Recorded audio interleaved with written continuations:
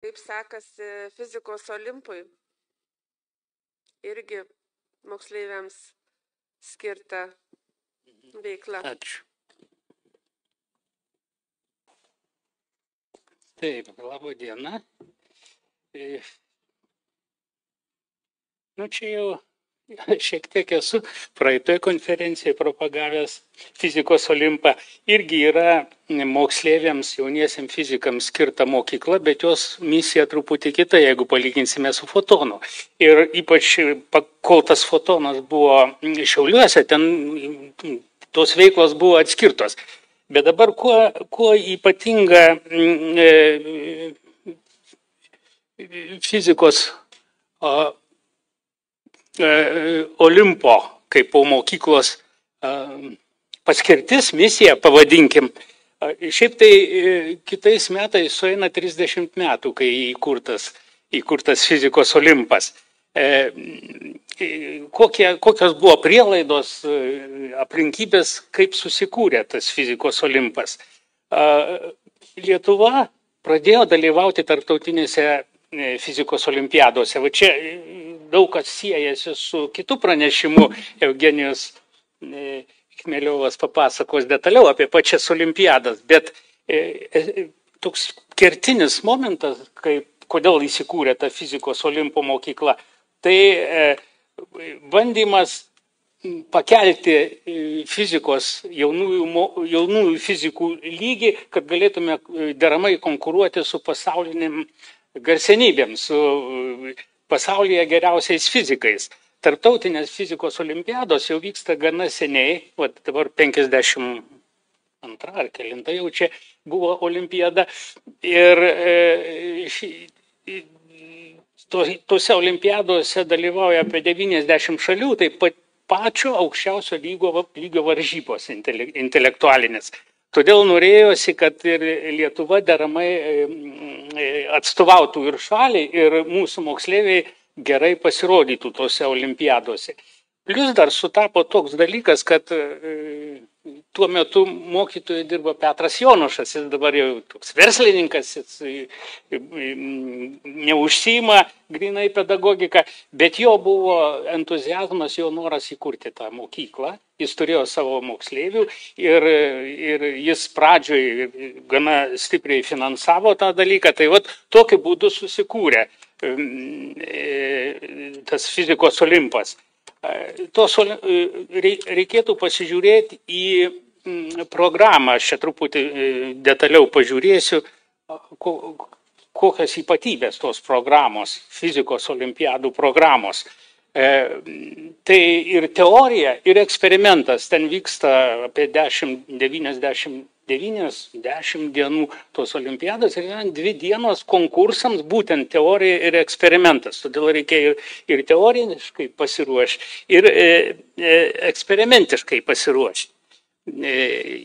Tarp kitko, mūsų Lietuvos moksleiviai anksčiau, pačioj pradžioj, pasižymėjo tuo, kad jie turėjo gerus eksperimentinius įgūdžius. Va čia mokytojai galėtų pasakyti, kodėl mokyklose buvo gera eksperimentinė bazė ir jie visada pasitaisydavo rezultatus po eksperimentinio turo.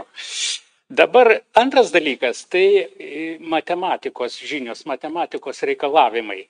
Iš tikrųjų, jeigu pažiūrėtume, tai tarptautinės fizikos olimpiadose programa, nors jinai ten truputį keitėsi, bet iš esmės didelis akcentas yra matematiniam aparatui.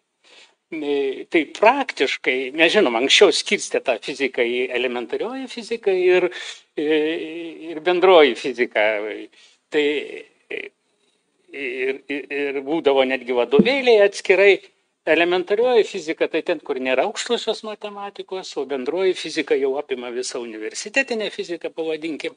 Tai tenai, tose olimpiadose, moksleiviai gauna užduotis praktiškai iš universitetinės bendrosios fizikos. Ir labai neblogo lygio yra ir reikalavimai matematikai, diferencialinis, integralinis skaičiavimas ir vektorinė analizė. Ir galų gale netgi elementaresnių diferencinių lygčių sprendimas.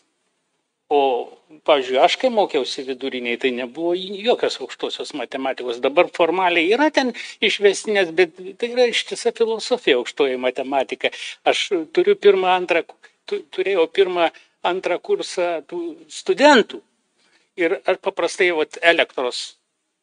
po elektros kursą skaitant, aš paprastai tokią apklausėlę padarau, pasižiūriu, kaip jie moka diferencijuoti, integruoti, bet pagrindinė, pavyzdžiui, savarankiškai sudaryti integralą konkrečiam uždavinukui.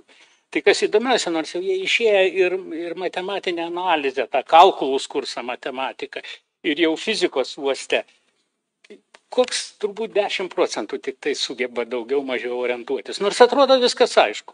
O tose tarptautinėse olimpiadose reikia aukštam lygiai manipuliuoti šitais dalykais. Tai dabar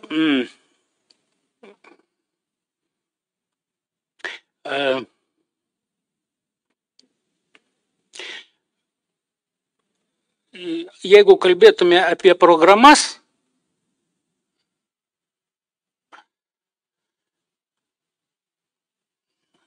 pasimečiau.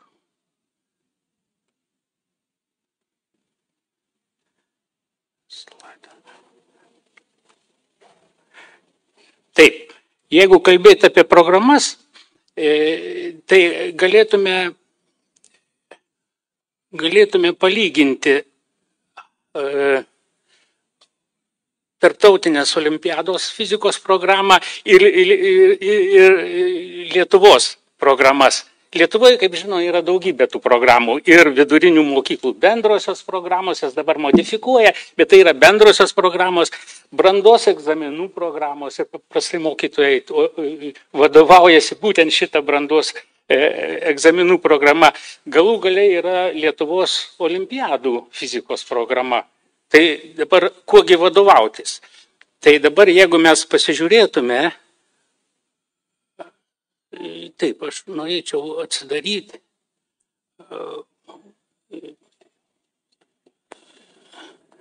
vordinį failą.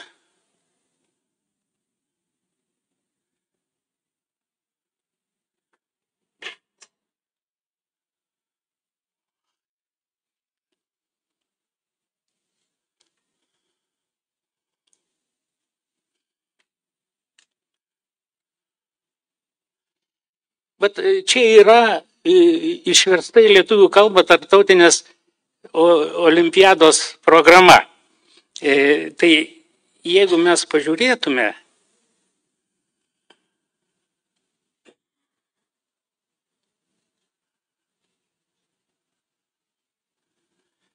čia geltonai yra parodyta, čia yra visa programa, o geltonai parodyta dalys, kurių Lietuvos vidurinėse mokyklose visiškai nėra. Yra tiesiog spragos. Jeigu imti moksleivius be jokio pasiruošimo iš vidurinės mokyklos, tai jie nežinotų, pavyzdžiui, apie aukštosios matematikos taikymus.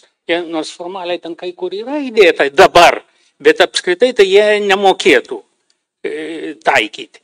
Dabar, jeigu mes pažiūrėtume toliau,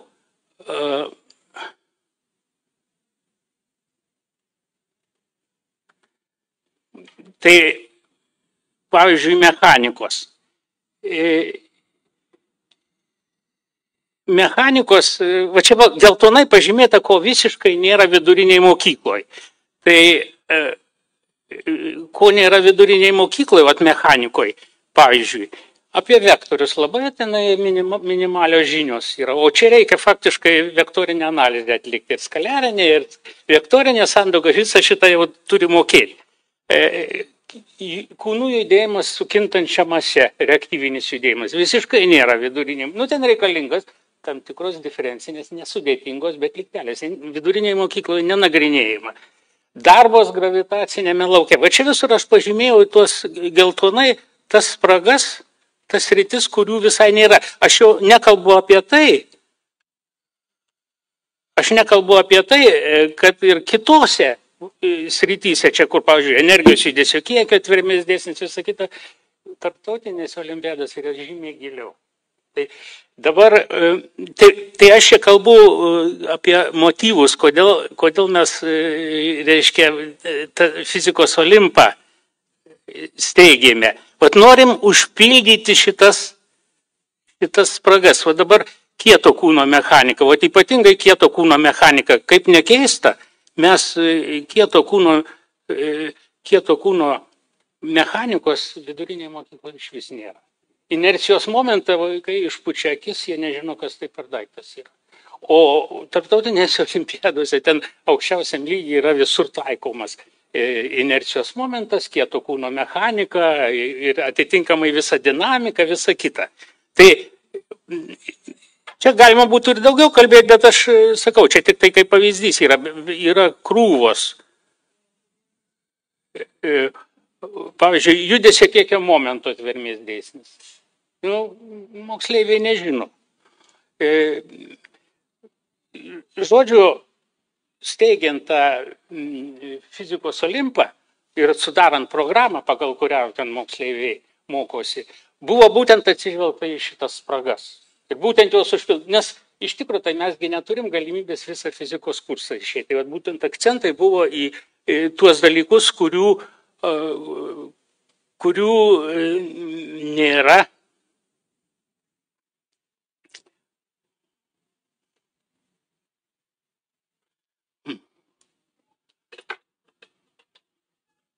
Čia aš noriu. Va, tai dabar taip.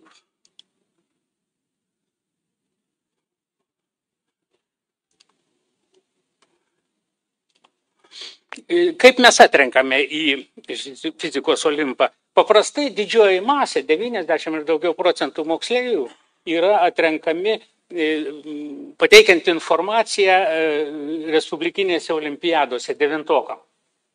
Bet situacija tokia, kad ne visi turi galimybę atvažiuoti į Vilnių, tai paprastai nedaugiau 50 procentų kviestųjų ateina. Bet va tokiu būdu yra Lietuvos čempionatas vyksta, pagal jų rezultatus irgi pakviečiame. Mokytojų rekomendacijos, yra, kur mato, kad gabus vaikas, tai prašosi, kad būtų priimtas. Tai dabar, reiškia, tas olimpas, kaip minėjau, fizikos olimpiadom tarptautinėm skirtas, bet iš tikrųjų tai yra, jis yra ir bendresnė, turi bendresnį tikslą. Plėsti akiratį, ruoštis tolesniam studijom aukštosiuose mokyklose ir panašiai. Čia galima daug prigalvoti, bet sakau, toks pirminis stimulas buvo tarptautinės olimpiados ir tarptautinio olimpiadų programa. Fizikos olimpas įsteigtas 94 metais, sakiau, kitais metais bus 30 metų jubiliejus. Mokykla nepelno organizacija, tai viešoji įstaiga, nevalstybinė ugdymo įstaiga. Apie priėmimą aš kalbėjau, mokykla dirba pagal mokyklos steigėjų tarybos patvirtintą programą. Pagrįsta, aš jau apie tai nemažai kalbėjau, pasaulinių fizikos olimpiadų dalykinių turinių. Mokslas trunka 3 metus, yra 3 kursai. Paprastai sumum sumarum yra nuo 40 iki 60 moksleivių, kurie dalyvauja tenai. Tai suprantama, kad ne visi jie pakliūna į tarptautinės olimpiadas, į metus 5 žmonės tik tai. Tai yra, aišku, ir tie kiti tikslai pasklinda ne tik po Lietuvą, po užsienį ir po Lietuvą. Pavyzdžiui, aš turėjau tokią medicininę chirurginę procedūrą, tai tas vyrukas toks aukštas, gražus vyriukas, aš sako, žinau, jūs man mechaniką fizikos olimpę skaitėt. Reiškia, žmonės stengiasi fizikos žinias praplėsti aukščiausių lygų ir ateina į tą fizikos olimpą. Dabar mokslas vyksta 4 sesijose. Po 1 savaitę, 3 po 1 savaitę, 1 vasaros metu, 2 savaitės. Tai suprantama, tų valandų skaičius ribotas ir už tai mes visko išdėstyti negalim, bet tai akcentuojam tai, kas yra aktualiausia tarptautinių fizikos olimpiadų požiūrių. Skaito paskaitas ir pratybas veda aukščiausio lygio universiteto dėstytojai ir čia su fizikos kitom institucijom glaudžiai bendradarbiaujam, FTNC ir kitais, bet tai yra aukščiausio lygio dėstytojai ir ne kiekvienas imasi šitų darbų, nes iš tikrųjų, jeigu tai pažiūrėti finansinę pusę, tai ten net nesmagu sakyti. Nė karto nesikeitė alga, kiek atlyginimas yra už darbą. Profesorius gauna už valandą 6 eurų.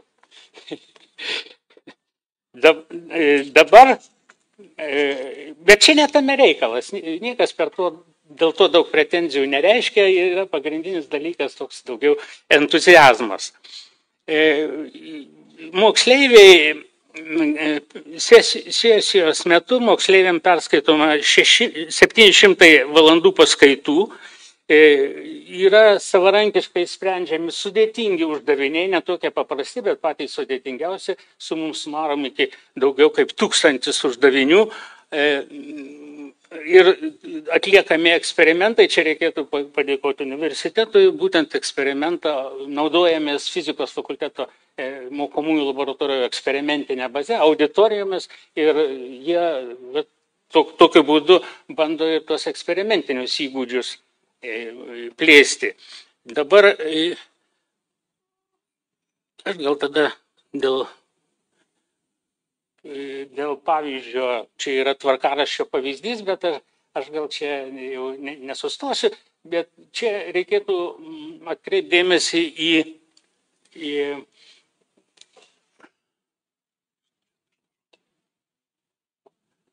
ne, tai aš nelabai jau ir norėjau rodyti. Galima atidaryti tą failiuką, kuris yra PDF-inis.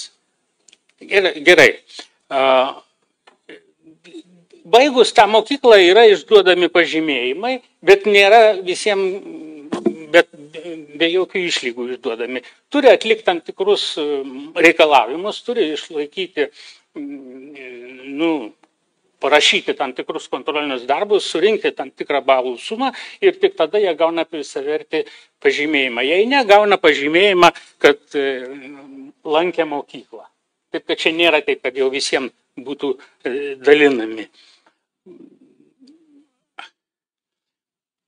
Dabar jeigu kalbėti apie indėlį, čia išvardintos šalys, kur jau egzistuojant fizikos olimpui dalyvauta. Ir reikia atkreipdėmėsi, kad rinktinėje per visus metus buvo tik vienas žmogus, kuris nelankė fizikos olimpo.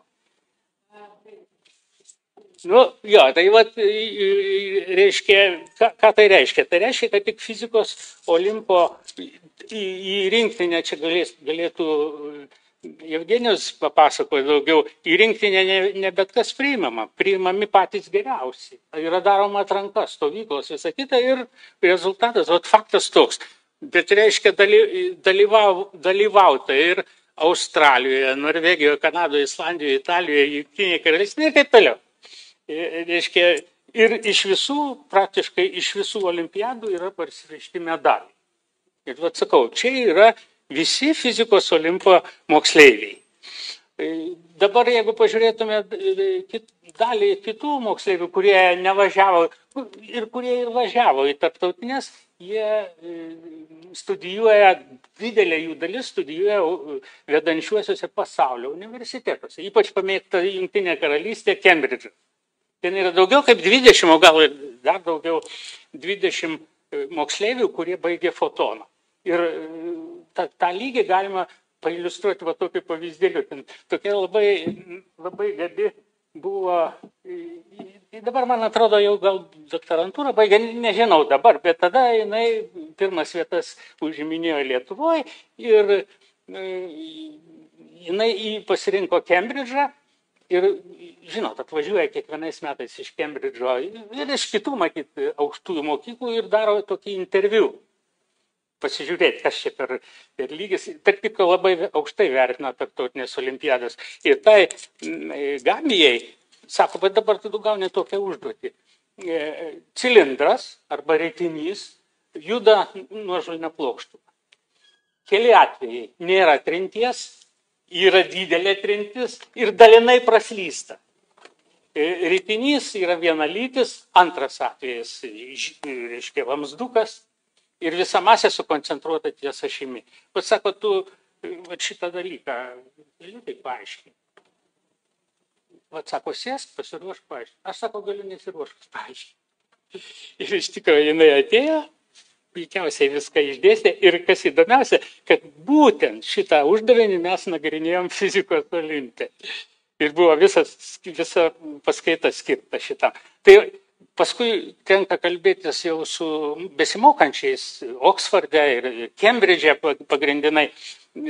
Tai jie sako, kad ten, kur yra fizikinės disciplinos, tai jie 2 metus praktiškai neturi ką veikti. Jie, reiškia, per fizikos olimpo programą viską yra išėję. Nu ir dabar, reiškia, kalbant toliau, čia tokias išvadas aš padariau, nors čia galbūt jos tokios provizorinės. Tarptautinių olimpiadų užduotis turiniu ir giliu žymiai viršė Lietuvos vidurinių mokyklų bendrasis ir fizikos olimpiadų programas. Būtinos aukštosios matematikos žinios iš diferencijavimo, integravimo, vektorių analizės. Dabar toks dalykas, čia toks psichologinis galbūt ir galbūt charakterio bruožas, teorinės užduotis yra itin didelės apimties. Ant kartais būna, ten 3 klausimai paprastai būna, vienas klausimas atitinka maždaug mūsų visos respublikinės olimpiados visas užduotis. Todėl reikia labai greitai, mikliai atsakinėti ir pasirodyti, kad tu šitos dalykus supranti. Beje, yra nemažai medalių. Ir aukso medalių yra laimėta, nors ten, tai man atrodo, keli, bet vis tiek yra laimėti tos prizinės tokios labai garbingos vietos. Ir aukso, sidabro, bronzos ir pagyrimo raštai. Aš nežinau, čia dabar iš tikrųjų aš paskutinę tokią išvadą, kad fizikos olimpo darbas sėkmingas Lietuvos fizikų bendruomenės darbo rezultatas. Sėkmingas.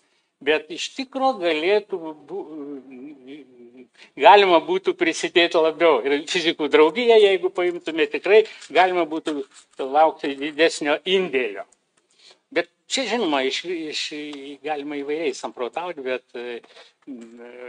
bet reiškia, jeigu norime aukštos kvalifikacijos fizikų, tai vis dėlto reikia orientuotis į pasaulinį lygį. Ačiū uždėmesi.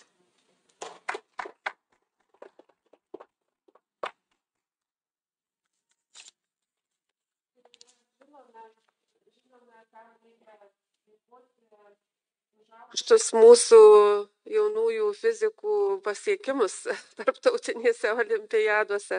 Tai tikrai dėkojam jums labai.